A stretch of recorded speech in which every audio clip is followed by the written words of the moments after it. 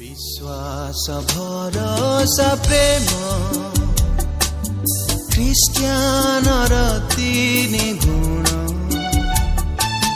प्रेम बिना सब मूल्यहीन प्रेम सर्वश्रेष्ठ पुण्य प्रेम सर्वश्रेष्ठ पुण्य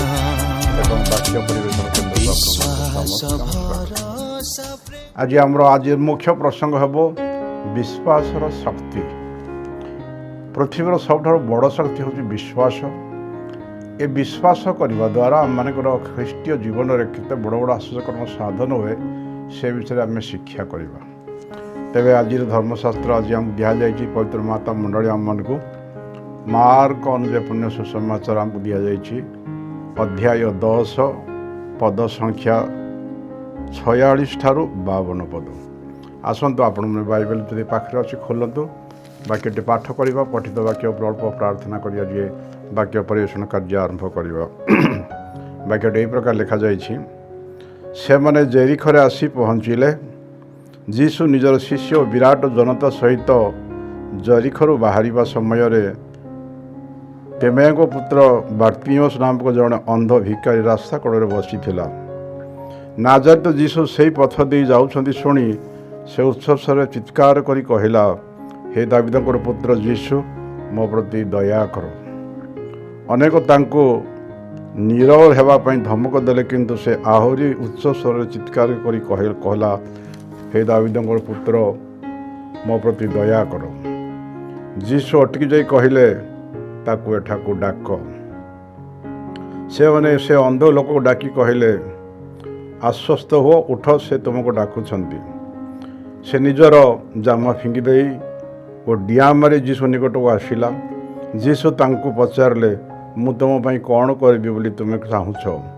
अंध लोकटी ताको कहला हे गुरु मुझे पूरी पुनर्बार देखिला दृष्टि शक्ति लाभ करें। जीशु ताको कहले जाओ तुमर विश्वास तुमको सुस्थ कला। से तत्क्षण दृष्टि लाभ करी तांकर अनुसरण कला। प्रभुंकर सुसमाचार। आसंत प्रार्थना कर आरंभ करवा। प्रेममय स्वर्गस्थ पिता सकल प्रशंसा महिमा गौरव पराक्रम तुम्हारी पवित्र नाम रे हो प्रभु। आज यही पठित वाक्य उपरे प्रभु आर गभीर अर्थ आमको प्रकाश करने पवित्र आत्मा सहायता प्रदान कर। कारण जॉन सुसंद 14:26 पद तुम्हें कहल जेते से पवित्र आत्मा तुम निकट को आसवे से तुम मान को समस्त विषय शिक्षा देवे। प्रभु आज आम विश्वास से शिक्षा प्रदान कर जेपरी आम विश्वास दृढ़ीभूत हेब एवं विश्वास कर जेपरी आम अनंत जीवन लाभ करूँ से शिक्षा प्रदान कर। प्रभु यीशु के नाम रे माँ को मध्यस्थ भिक्षा करुछु आमेन। स्नेहर भाई भणी माने आज जहाँ मु कहली पृथ्वीर सबुठार शक्ति है बड़ शक्ति है विश्वास।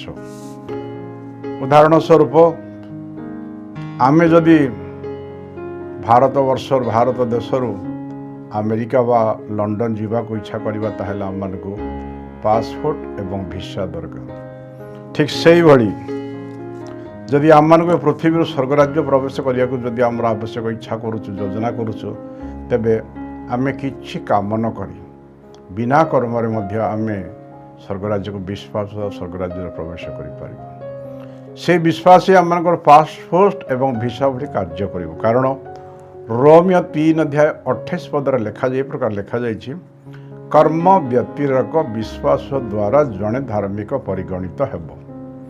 अर्थात आमे दीक्षा स्नान पाउछे दिव्य प्रसाद प्राप्त करुछु गिरजा जाऊँ बाइबल पढ़ुछु प्रार्थना करुछु प्रेस एंड वर्शिप करुछु आमर विश्वास वृद्धि करने शेष में आम मृत पर आम स्वर्गराज्य प्रवेश करने अधिकार पाऊँ। किंतु ये धर्मशास्त्र रोमियो 3:28 पद लेखा जाए जे किछि कर्म न करी व्यवस्थार कर्म किछि न करी जड़े धार्मिक परिगणित हेब। उदाहरण स्वरूप लोक सुसमाचार 23:43 पद लेखा जाइछि जीशु जो कालवारी क्रूस पर टंगा जाइथिला कालवारी पहाड़ रे से समय तांकर डाहाण पटे जड़े बाँ पटे जड़े दुईटा चोर डकायत मान क्रूसवित कर समय जड़े चोर कहला ତୁମେ ଯଦି ଈଶ୍ୱରଙ୍କର ପୁତ୍ର ହେଇଥିବ ତାହେଲେ ନିଜକୁ କ୍ରୁଶରୁ ଓହ୍ଲାଇ ଆଣ ଏବଂ ଆମମାନଙ୍କୁ ରକ୍ଷା କର। କିନ୍ତୁ ଆଉ ଜଣେ ଚୋର କହିଲା, ତାକୁ ତିରସ୍କାର କରି କହିଲା, ଦେଖ ଭାଇ, ତୁମେ ଆଉ ମୁଁ ଆମର କେଉଁ କର୍ମର ଫଳ ଆମେ ଭୋଗ କରୁଛୁ, କିନ୍ତୁ ମଝିରେ ଯେଉଁ ଲୋକଟି ଅଛି ସେ କୌଣସି ପାପ କରିନାହିଁ, କୌଣସି ଭୁଲ କରିନାହିଁ। ସେ ଭାଇ, ସେ କ୍ରୁଶର ଡାହାଣ ପଟର ଚୋର ଯୀଶୁଠାରେ ବିଶ୍ୱାସ କଲା। ତାଙ୍କର ଜୀବନ କାଳ ମଧ୍ୟରେ ଯୀଶୁଙ୍କର ବାକ୍ୟ ପ୍ରଚାର କେନ୍ଦ୍ର ପାଖକୁ କେବେ ଯାଉନଥିଲା, ତାଙ୍କ ସ୍ୱଭାବ କେବେ ଯାଇନଥିଲା, ପ୍ରଭୁଙ୍କର ବାକ୍ୟ ଶୁଣୁନଥିଲା। ଆଜି ମଧ୍ୟ ଶୁଣି ନଥାନ୍ତା, କିନ୍ତୁ ଯୀଶୁ ଯେଉଁ କାଲବାରୀ କ୍ରୁଶ ଉପରେ ସପ୍ତବାଣୀ କହିଲେ, 7ଟି ବାକ୍ୟ କହିଲେ, ସେହି ସମୟରେ ପ୍ରଥମ ୱାର୍ଡ଼ଟି ସେ ଡାହାଣ ପଟର ଚୋରକୁ ସ୍ପର୍ଶ କଲା। ପ୍ରଭୁ ଯୀଶୁ କହିଲେ, କାହିଁ ପ୍ରଥମ ବାକ୍ୟ କାଲବାରୀ କ୍ରୁଶ ଯୀଶୁ କହିଲେ, ଲୁକ୍ 23:34 ପ୍ରଭୁ ଯୀଶୁ କହିଲେ, ହେ ପିତା, ଏମାନେ କ'ଣ କରନ୍ତି ଜାଣନ୍ତି ନା, ଏମାନଙ୍କୁ କ୍ଷମା କର। ଏ ଗୋଟିଏ ବାକ୍ୟ ସେ ଡାହାଣ ପଟର ଚୋରକୁ ସ୍ପର୍ଶ କଲା।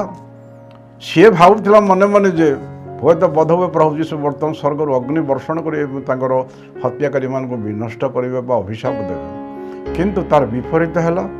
ବରଂ ଯୀଶୁ କହିଲେ, ହେ ପିତା, ଏମାନେ କ'ଣ କରନ୍ତି ଜାଣନ୍ତି ନା, ଏମାନଙ୍କୁ କ୍ଷମା କର। ସେ ଚୋରଟି ଗୋଟିଏ ବାକ୍ୟରେ ଚମକି ଉଠିଲା, କାରଣ ସାରା ପୃଥିବୀ ଇତିହାସରେ କେବେ ମଧ୍ୟ ନିଜର ହତ୍ୟାକାରୀକୁ କ୍ଷମା ଦେବା କଥା କେବେ କୁହାଯାଇନଥିଲା କି ଶୁଣାଯାଇନଥିଲା। ପ୍ରଥମ ଥର ପାଇଁ ଆମର ପୃଥିବୀ ଇତିହାସରେ ସେ ଚୋରଟି ଶୁଣିବାକୁ ପାଇଲେ ଯେ ଯୀଶୁ ଯାହାକୁ ହତ୍ୟା କଲେ, ଯୀଶୁ ହତ୍ୟାକାରୀମାନଙ୍କୁ ଯୀଶୁ କହୁଛନ୍ତି, ହେ ପିତା, ଏମାନେ କ'ଣ କରନ୍ତି ଏମାନଙ୍କୁ ଜାଣନ୍ତି ନା, ଏମାନଙ୍କୁ କ୍ଷମା କର। ଏ ଗୋଟିଏ କଥାରେ ଯୀଶୁଙ୍କଠାରେ ତାର ବିଶ୍ୱାସ ବୃଦ୍ଧି ହେଲା। ଇଏ ଯଦି ସାଧାରଣ ଲୋକ ହେଇଥାନ୍ତେ ତାହେଲେ ଏ ପ୍ରକାର କ୍ଷମା ଦେଇପାରନ୍ତେ ନାହିଁ। ଏ ତ ସାଧାରଣ ଲୋକ, ଏ ନିଶ୍ଚିତ ଭାବରେ ଖ୍ରୀଷ୍ଟ ହେଇଥିବେ, ଏ ନିଶ୍ଚିତ ପରମେଶ୍ୱରଙ୍କର ପୁତ୍ର। ତେଣୁ ସେଇ ବିଶ୍ୱାସ ରଖି ସାଙ୍ଗେ ସାଙ୍ଗେ ସେ ନିବେଦନ କଲା, ପ୍ରଭୁ, ତୁମେ ସ୍ୱର୍ଗରାଜ୍ୟ ଗଲେ ଟିକେ ମୋତେ ମନେ ପକାଅ। ଯୀଶୁ ତତ୍କ୍ଷଣ ତାକୁ କହିଲେ, ଆଜି ତୁମେ ମୋ ସାଙ୍ଗରେ ପାରଦେଶରେ ରହିବ। ସ୍ନେହର ଭାଇ ଭଉଣୀମାନେ, ସେ ଲୋକଟି ଦୀକ୍ଷା ସ୍ନାନଟା ପାଇନଥିଲା, ଗିର୍ଜାକୁ କେବେ ଯାଇନଥିଲା, ଦିବ୍ୟ ପ୍ରସାଦ କେବେ ପାଇନଥିଲା, ପାପସ୍କାର କେବେ କରିନଥିଲା, ଦୃଢ଼ୀକରଣ ପାଇନଥିଲା, କି ଧ୍ୟାନ ଆଟେଣ୍ଡ କରିନଥିଲା, କି ବାଇବେଲ ପଢ଼ିନଥିଲା, କିନ୍ତୁ ଶେଷ ଥର ପାଇଁ ଯୀଶୁଙ୍କର ଗୋଟିଏ ସିଙ୍ଗଲ ବାକ୍ୟରେ ସେ ବିଶ୍ୱାସ କରୁ ପ୍ରାର୍ଥନା କଲେ, ହେ ପ୍ରଭୁ ଯୀଶୁ, ତୁମେ ସ୍ୱର୍ଗରାଜ୍ୟ ଗଲେ ମୋତେ ଟିକେ ସ୍ମରଣ କର। ଯୀଶୁ ପଚାରିଲେ, ତୁମେ କାହିଁକି ଏତେ ଦିନ କୁଆଡ଼େ ଯାଇଥିଲ, କାହିଁକି ପାପ କଲ, କିଛି ପଚାରିଲେନି, ସାଙ୍ଗେ ସାଙ୍ଗେ ଉତ୍ତର ଦେଇ କହିଲେ, ଆଜି ତୁମେ ମୋ ସାଙ୍ଗରେ ପାରଦେଶରେ ରହିବ। ସେ ରହିଲା। ତେଣୁ ସ୍ନେହର ଭାଇ ଭଉଣୀମାନେ, କର୍ମ ବ୍ୟତିରେକ କେବଳ ବିଶ୍ୱାସ ଦ୍ୱାରା ମଧ୍ୟ ଜଣେ ଧାର୍ମିକ ପରିଗଣିତ ହୋଇପାରିବ। ଠିକ୍ ସେଇଭଳି ସ୍ୱର୍ଗସ୍ଥ ପିତାଙ୍କର ପୁଅ ଝିଅ ହେବାର ଅଧିକାର ପାଇବା କେବଳ ବିଶ୍ୱାସ କରିବା ଦରକାର। କାରଣ ଜନ୍ ସୁସମାଚାର 1:10 ଲେଖାଯାଇଛି ଯେ ପ୍ରଭୁ ଯୀଶୁ ଯିହୁଦୀମାନଙ୍କ ବଂଶରେ ସୃଷ୍ଟିର ଜନ୍ମ ହେଲେ ସତ, କିନ୍ତୁ ତାଙ୍କ ନିଜ ଲୋକମାନେ ଯୀଶୁଙ୍କୁ ଗ୍ରହଣ କଲେ ନାହିଁ। କିନ୍ତୁ ସେ ଜହନ ସୁସମାଚାର 1:12 ଲେଖାଯାଇଛି, କିନ୍ତୁ ଯେଉଁମାନେ ପ୍ରଭୁ ଯୀଶୁଙ୍କଠାରେ ବିଶ୍ୱାସ କରି ଗ୍ରହଣ କଲେ ସେମାନେ ପୁତ୍ର ଏବଂ କନ୍ୟା ହେବାର ଅଧିକାର ପାଇଲେ। ପିତା ପରମେଶ୍ୱରଙ୍କର ପୁଅ ଝିଅ ହେବାର ଅଧିକାର ପାଇଲେ କେବଳ ବିଶ୍ୱାସ ଦ୍ୱାରା। ତେଣୁ ଯେହେତୁ ସେମାନେ ଯୀଶୁଙ୍କଠାରେ ବିଶ୍ୱାସ କରି ପରମେଶ୍ୱରଙ୍କର ପୁତ୍ର କନ୍ୟା ହେଲେ, ରୋମିଓ 8:17 ଲେଖାଯାଇଛି ଯେ ସେମାନେ ପରମେଶ୍ୱରଙ୍କର ସ୍ୱର୍ଗ ଏବଂ ମର୍ତ୍ତ୍ୟର ସମସ୍ତ ସମ୍ପତ୍ତିର ଉତ୍ତରାଧିକାରୀ ମଧ୍ୟ ହେଇପାରିଲେ ଏବଂ ଯୀଶୁଙ୍କ ସହିତ ସହ ଉତ୍ତରାଧିକାରୀ ହେଇପାରିଲେ। କେବଳ ବିଶ୍ୱାସ ଦ୍ୱାରା ସେମାନେ ପରମେଶ୍ୱରଙ୍କର ପୁଅ ଝିଅ ହେବାର ଅଧିକାର ପାଇଲେ ଏବଂ ପରମେଶ୍ୱରଙ୍କର ସ୍ୱର୍ଗ ମର୍ତ୍ତ୍ୟ ସମସ୍ତ ସମ୍ପତ୍ତିର ଅଧିକାର ମାଲିକାର ମଧ୍ୟ ସେମାନେ ହେଇପାରିଲେ। ତେବେ ସ୍ନେହର ଭାଇ ଭଉଣୀମାନେ, ଏବଂ ଏହି ପ୍ରକାର ବିଶ୍ୱାସ କେଡ଼େ କେଡ଼େ ଆଶ୍ଚର୍ଯ୍ୟ କର୍ମ ସାଧନ ହୁଏ। ତୃତୀୟ କଥା ଆମେ ଦେଖୁଛୁ, ରୋମିଓ 6:23 ଲେଖାଯାଇଛି, ପାପର ବେତନ ମୃତ୍ୟୁ। କାରଣ ଯଦି ଆମେ ପାପ କରୁ ଆମେ ମରଣ ହେଇଥାଉ। ଆମେ ସମସ୍ତେ ପାପ କରି ମରଣର ଅଧୀନ ହେଇଥିଲେ, କିନ୍ତୁ କେବଳ ଏ ମରଣର ଶକ୍ତିକୁ, ବିନଷ୍ଟକାରୀ ଶକ୍ତିକୁ ବିଶ୍ୱାସ ହିଁ ତାକୁ ଚୂର୍ଣ୍ଣ କଲା, ପଣ୍ଡ କଲା, ପାଣି କରିଦେଲା, ବିନଷ୍ଟ କରିଦେଲା। ତାମାନେ ଏ ବିଶ୍ୱାସ ଦ୍ୱାରା କେତେ ବଡ଼ ଶକ୍ତି ଯେ ଏ ମରଣ ଭଳି ବିନଷ୍ଟକାରୀ ଶକ୍ତିକୁ ମଧ୍ୟ ଧୂଳିସାତ କରିପାରି ଦେଉଛି, ତାକୁ ବିନଷ୍ଟ କରିପାରୁଛି। ଅର୍ଥାତ୍ ସ୍ନେହର ଭାଇ ଭଉଣୀମାନେ, କାରଣ ଲେଖାଯାଇଛି ଜହନ ସୁସମାଚାର 3:16 ଲେଖାଯାଇଛି, ପରମେଶ୍ୱର ଜଗତକୁ ଏଡ଼େ ପ୍ରେମ କଲେ ଯେ ତାଙ୍କର ଏକମାତ୍ର ଅଦ୍ୱିତୀୟ ପୁତ୍ରକୁ ପୃଥିବୀକୁ ପ୍ରେରଣ କଲ, ଯେ କେହି ତାଙ୍କଠାରେ ବିଶ୍ୱାସ କଲେ ସେ ବିନଷ୍ଟ ନ ଯାଇ ଅନନ୍ତ ଜୀବନ ଅଧିକାରୀ ପାଇଲେ, ଅନନ୍ତ ଜୀବନ ଲାଭ କଲେ। ତାର ଅର୍ଥ ହେଲା ଯୀଶୁଙ୍କର ବିଶ୍ୱାସ କରିବା ଦ୍ୱାରା ଆମେ ଯେଉଁ କରିଥିବା କୃତ ପାପ ଲାଗି ଯେଉଁ ମୃତ୍ୟୁଦଣ୍ଡର ଅଧୀନ ହୋଇଥିଲୁ, ମୃତ୍ୟୁଦଣ୍ଡ ପାଇସାରିଥିଲୁ, ଏ ମୃତ୍ୟୁଦଣ୍ଡର ଶକ୍ତି ମଧ୍ୟ ଚୂର୍ଣ୍ଣ ହେବ, ପଣ୍ଡ ହେବ, ବିନଷ୍ଟ ହେବ। ତେବେ ସ୍ନେହର ଭାଇ ଭଉଣୀମାନେ, ଏ ବିଶ୍ୱାସ କରିବା ଦ୍ୱାରା ଆମମାନେ ଅନନ୍ତ ଜୀବନର ଅଧିକାରୀ ମଧ୍ୟ ହେଇପାରୁଛୁ। ତେବେ ସ୍ନେହର ଭାଇ ଭଉଣୀମାନେ, ଏବଂ ଚତୁର୍ଥ ବିଷୟ ହେଲା କେବଳ ବିଶ୍ୱାସ ଦ୍ୱାରା ଅସମ୍ଭବ କାର୍ଯ୍ୟକୁ ସମ୍ଭବ କରାଯାଇପାରୁଛି। ଉଦାହରଣ ସ୍ୱରୂପ ଲାଜାରଙ୍କର ଭାଇ ଲାଜାର ମୃତ୍ୟୁବରଣ କଲେ। ତାଙ୍କର ଭଉଣୀ 2 ଜଣ ମାର୍ଥା ଏବଂ ମେରୀ ଯୀଶୁଙ୍କୁ ତାଙ୍କ ଆଡ଼େ ନିବେଦନ କରି କହିଲେ, ପ୍ରଭୁ ତୁମେ ଯଦି ଏଠାରେ ଥାନ୍ତ ତାହେଲେ ଆମର ଭାଇ ମରିନଥାନ୍ତା। ଯୀଶୁ କହିଲେ, ତୁମର ପୁଅ ଯଦି ସେ ତୁମର ଭାଇ ଲାଜାର ଆଉ ଥରେ ଉଠିବ। ମେରୀ ମାର୍ଥା କହିଲା, ହଁ ପ୍ରଭୁ, ଶେଷ ଦିନ ସେ ନିଶ୍ଚୟ ଉଠିବ। କିନ୍ତୁ ଯେତେବେଳେ ଯୀଶୁ କହିଲେ, ଜନ୍ 11:25 ଯୀଶୁ କହିଲେ, ମୁଁ ହିଁ ପୁନରୁତ୍ଥାନ, ମୁଁ ହିଁ ଜୀବନ। ଏବଂ ପ୍ରଭୁ ଯୀଶୁ ତାଙ୍କୁ ମାର୍ଥାକୁ କହିଲେ, ଜନ୍ 11:28 କହିଲେ, 28-29 କହିଲେ, ତୁମେ ଯଦି ବିଶ୍ୱାସ କରୁଛ ତାହେଲେ ଯଦିଚ ମୃତ୍ୟୁବରଣ କରିବ ତଥାପି ସେ ପୁନର୍ଜୀବିତ, ତଥାପି ସେ ଅନନ୍ତ ଜୀବନ ଲାଭ କରିପାରିବ। ତୁମେ ଏ କଥାକୁ ବିଶ୍ୱାସ କରୁଛ କି? ମାର୍ଥା କହିଲା, ହଁ ପ୍ରଭୁ, ମୁଁ ବିଶ୍ୱାସ କରୁଛି ତୁମେ ହିଁ ଖ୍ରୀଷ୍ଟ, ପରମେଶ୍ୱର ସେଇ ଅଦ୍ୱିତୀୟ ପୁତ୍ର ତୁମେ। ଏବଂ ପ୍ରଭୁ ଯୀଶୁ ତାଙ୍କର ବିଶ୍ୱାସକୁ ଦୃଷ୍ଟିପାତ କରି ଲାଜାର ଯେଉଁ ଜାଗାରେ ସମାଧି କରାଯାଇଥିଲା ସମାଧିକୁ ଗଲେ ଏବଂ ଜହନ 11:43-44 ଯୀଶୁ କହିଲେ, ଲାଜାର ଉଠି ଆସ। ସାଙ୍ଗେ ସାଙ୍ଗେ ସେ ଗୋଟିଏ ପଦରେ ଲାଜାର ପୁଣି ଉଠି ଆସିପାରିଲା। ତାର ଅର୍ଥ ହେଲା ମାର୍ଥା ଏବଂ ମେରୀ ଯୀଶୁଙ୍କର ପୁନରୁତ୍ଥାନର ଶକ୍ତି ଉପରେ ବିଶ୍ୱାସ କରିବା ଦ୍ୱାରା ତାଙ୍କ ଭାଇ ଲାଜାର 4 ଦିନ ପୂର୍ବରୁ ମରି ସମାଧି ହୋଇଥିବା ଭାଇ ମଧ୍ୟ ଜୀବନ୍ତ ହୋଇ ଉଠିପାରିଲେ। ତାର ଅର୍ଥ ଦେଖିବା, ଆମେ ଦେଖନ୍ତୁ ଭାଇ ଭଉଣୀମାନେ, ବିଶ୍ୱାସ ଦ୍ୱାରା 4 ଦିନ ପୂର୍ବରୁ ମରିଯାଇଥିବା ବ୍ୟକ୍ତି ମଧ୍ୟ ପୁନର୍ଜୀବିତ ହୋଇ କବରରୁ ଉଠି ଆସିପାରୁଛି। ତେଣୁ ବିଶ୍ୱାସର ଶକ୍ତି କେତେ ବଡ଼ ମହାନ। ତେଣୁ ସ୍ନେହର ଭାଇ ଭଉଣୀମାନେ, ଆଜିର ସୁସମାଚାରରେ ମଧ୍ୟ ବାର୍ଟିମିୟସ୍ ଯିଏକି ଜନ୍ମରୁ ଅନ୍ଧ ହୋଇଥିଲେ, ସେ ବିଶ୍ୱାସ ଦ୍ୱାରା କେମିତି ତାଙ୍କର ଆଖିର ଦୃଷ୍ଟି ଶକ୍ତି ପାଉଛନ୍ତି ଆମେ ଆଜି ଶୁଣିଲେ। ଜେରିକୋରୁ ପ୍ରଭୁ ଯୀଶୁ ପଦଯାତ୍ରା କରୁଥିଲେ।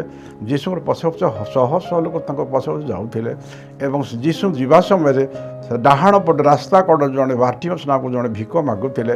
ସେ ଛିଣ୍ଡା କମଳ ଧରିଥିଲେ, ବାଡ଼ିଟି ଧରିଥିଲେ, ଗୋଟେ ଥାଳିଟି ଧରିଥିଲେ। ଯେତେବେଳେ ସେ ଶୁଣିଲେ ଯେ ଯୀଶୁ ନାଜାରେତ ଯୀଶୁ ସେ ବାଟ ଦେଇ ଅତିକ୍ରାନ୍ତ କରୁଛନ୍ତି, ଯେତେବେଳେ ଶୁଣିଲେ ସାଙ୍ଗେ ସାଙ୍ଗେ ବାର୍ଟିମିୟସ୍ ଚମକି ପଡ଼ିଲେ ଏବଂ କହିଲେ, ଦାଉଦ ସୁତ ପ୍ରଭୁ ଯୀଶୁ, ମୋ ପ୍ରତି ଦୟା କର। ଦାଉଦ ସୁତ ପ୍ରଭୁ ଯୀଶୁ ପ୍ରତି ଦୟା କର ଚିଲେଇକି ଉଚ୍ଚସ୍ୱରରେ କହିଲେ। ଅନ୍ୟମାନେ ତାକୁ କହିଲେ ନୀରବ ରହିବା ପାଇଁ, ତାକୁ କୁହାଗଲା, ତାଙ୍କୁ ୱାର୍ଣ୍ଣିଂ ଦିଆଗଲା, ଚେତନା ଦିଆଗଲା। କିନ୍ତୁ ସେ ଅଧିକରୁ ଅଧିକ ଦାଉଦ ସୁତ ପ୍ରଭୁ ଯୀଶୁ ମୋ ପ୍ରତି ଦୟା କର, ମୋ ପ୍ରତି ଦୟା କର ଚିତ୍କାର କଲେ। ସେହି ସମୟରେ ପ୍ରଭୁ ଯୀଶୁ ତାଙ୍କୁ ଅତିକ୍ରମ କରି ଖଣ୍ଡେ ବାଟ ଯାଇସାରିଥିଲେ। ତାପରେ ସେ ଯୀଶୁ ଠିଆ ହେଇ କହିଲେ, ତାକୁ ଡାକ। ଜଣେ ଯାଇ ତାକୁ କହିଲା, ଦେଖ ତୁମକୁ ଯୀଶୁ ଡାକୁଛନ୍ତି। ସେ ମୋତେ ଡାକୁଛନ୍ତି। ସାଙ୍ଗେ ସାଙ୍ଗେ ସେ କମଳ ଛିଣ୍ଡା କମଳ ସବୁ ଫିଙ୍ଗିଦେଲା, ସେ ବାଡ଼ି ଫିଙ୍ଗିଦେଲା, ଥାଳି ଫିଙ୍ଗିଦେଲା। ତାର ବିଶ୍ୱାସ ହେଲା, ଦେଖନ୍ତୁ ତା ଫିଙ୍ଗିବାର କାରଣ ହେଲା, ସିଏ ଜାଣିଲେ ଯେ ଆଜି ନାଜାରେତ ଯୀଶୁ ମୋତେ ଡାକୁଛନ୍ତି, ମାନେ ଆଜି ହିଁ ମୋର ଆଖିର ଦୃଷ୍ଟି ଶକ୍ତି ମିଳିବ। ଏ ଭିକ ମାଗିବା ଥାଳିର ଆବଶ୍ୟକ ପଡ଼ିବନି, ଏ ଥାଳି ଦରକାର ହେବନି, କି କମଳ ଦରକାର ହେବନି, କି ବାଡ଼ି ଦରକାର, ସବୁ ଫୋପାଡ଼ି ଦେଇ ସେ ଚାଲିଗଲେ, ଯୀଶୁଙ୍କ ନିକଟକୁ ଗଲେ। ଯଦି ଆମ ଭଳି ଲୋକ ନେଇଥାନ୍ତେ ହେଲେ, ମୁଁ ଯାଇ ଦେଖିବି, ହୁଏତ ସୁସ୍ଥ ହେଲେ ତ ଭଲ କଥା, ଯଦି ସୁସ୍ଥ ନ ହେଲେ ଆଉ ଥରେ ଥାଳି ବାଡ଼ି କଣ ଦରକାର ହେଇପାରେ। କିନ୍ତୁ ସେତିକି ସେ ଦେଖିଲାନି। ସେ 100% ବିଶ୍ୱାସ କଲା ଯେ ଯୀଶୁ ଡାକୁଛନ୍ତି, ମାନେ ଆଜି ମୋତେ ପ୍ରଭୁ ଯୀଶୁ ନିଶ୍ଚିତ ଭାବରେ ଦୃଷ୍ଟି ଶକ୍ତି ପ୍ରଦାନ କରିବେ। ମୋର ଭିକ ଥାଳି ଦରକାର ପଡ଼ିବନି, ବାଡ଼ି ଦରକାର ପଡ଼ିବନି, କମଳ ଦରକାର, ସବୁ ଫିଙ୍ଗି ଦେଇକି ଚାଲିଗଲେ। ଏବଂ ସାଙ୍ଗେ ସାଙ୍ଗେ ଯାଇକି ଯୀଶୁ ପଚାରିଲେ, ତୁମ ପାଇଁ କ'ଣ କରିବେ, ତୁମେ କ'ଣ ଇଚ୍ଛା କରୁଛ? ସେତେବେଳେ ସେଇ ଯେଉଁ ବାର୍ଟିମିୟସ୍ କହିଲେ, ପ୍ରଭୁ ମୋର ଆଖିର ଦୃଷ୍ଟି ଶକ୍ତି ଫେରି ପାଇବାକୁ ମୁଁ ଇଚ୍ଛା କରୁଛି। ତୁମର ବିଶ୍ୱାସ ତୁମକୁ ସୁସ୍ଥ କରିଛି ବୋଲି କହୁ ସାଙ୍ଗେ ସାଙ୍ଗେ ସେ ବାର୍ଟିମିୟସ୍ ଆଖି ଖୋଲିଗଲା ଏବଂ ପ୍ରଥମ ଥର ପାଇଁ ଜୀବନରେ ପ୍ରଥମ ଥର ଆଖି ଖୋଲୁ ନାଜାରେତ ଯୀଶୁ ତାଙ୍କ ସାମ୍ନାରେ ଠିଆ ହେଇଥିଲା। ପ୍ରେଜ୍ ଦ ଲର୍ଡ। ସ୍ନେହର ଭାଇ ଭଉଣୀମାନେ, ତେଣୁ ଏ ବିଶ୍ୱାସ କରିବା ଦ୍ୱାରା ଆମେ ସମସ୍ତେ ଅନନ୍ତ ଜୀବନ ପାଇବା। ଏ ବିଶ୍ୱାସ କରିବା ଦ୍ୱାରା ଆମେ ପିତା ପରମେଶ୍ୱରଙ୍କର ପୁତ୍ର କନ୍ୟାର ଅଧିକାର ପାଇବା। ଏ ବିଶ୍ୱାସ କରିବା ଦ୍ୱାରା ଅସମ୍ଭବ ରୋଗ ମଧ୍ୟ ସୁସ୍ଥ ହୋଇପାରିବ। କାରଣ ଆମେ ଦେଖିପାରୁଛୁ ଯେ ମାଥ୍ୟୁ ସୁସମାଚାର 9:22 ଜଣେ ନାରୀ 12 ବର୍ଷ ଧରି ରକ୍ତସ୍ରାବରେ ପୀଡ଼ିତ ଥିଲା। ସେ ମନେ ମନେ ଖାଲି ବିଶ୍ୱାସ କରି ମନେ ମନେ ଭାବିଲା, ମୁଁ ଯଦି ଯୀଶୁଙ୍କର ଲୁଗାର ଧଡ଼ିକି ଛୁଇଁଦେବି ତାହେଲେ ମୁଁ ନିଶ୍ଚୟ ସୁସ୍ଥ ହେବ। ତ ସେ ବିଶ୍ୱାସରେ ଯୀଶୁଙ୍କର ପଛପଟ ଯାଇକି ସେ ଛୁଁ ସାଙ୍ଗେ ସାଙ୍ଗେ ସେ ପୁରା ରକ୍ତସ୍ରାବ ପୁରା ବନ୍ଦ ହୋଇଗଲା। ତେବେ ସ୍ନେହର ଭାବନା विश्वास द्वारा ही आमर समस्त असंभव कार्य मध्य संभव हम सुस्थ भी हो पार अनंत जीवन पाइबा मिराकल पर मिराकल हो तेरे विश्वास शुण स्नेह भाई भाई रोमियो 10:17 पदर लिखा जाए विश्वास श्रवण जात श्रवण पवित्र धर्मशास्त्र जात आम जिते अधिक बाइबल पढ़ा जिते अधिक बाइबल शुणा एवं जिते अधिक बाइबल को मनन चिंतन करवा सेते अधिक आमर विश्वास वृद्धि हेब एवं से विश्वास द्वारा ही अनंत जीवन पाइबा से विश्वास द्वारा आम धार्मिक परिगणित होगा से विश्वास द्वारा आम रोग सुस्थ हेब से विश्वास द्वारा असंभव संभव हो एवं ए विश्वास द्वारा आम अनंत जीवन स्वर्ग राज्य प्राप्त करवा तेणु विश्वास हूँ पृथ्वी सबुठ शक्तिशाली विषय एवं विश्वास जो स्वर्ग रास्ता स्वर्ग आम चाबिकाठी बा विश्वास ही आमर स्वर्ग राज्य प्रवेश करने पासपोर्ट बा भिसा कहीपर तेज स्नेहर भाई बहन ए विश्वास प्राप्त ए विश्वास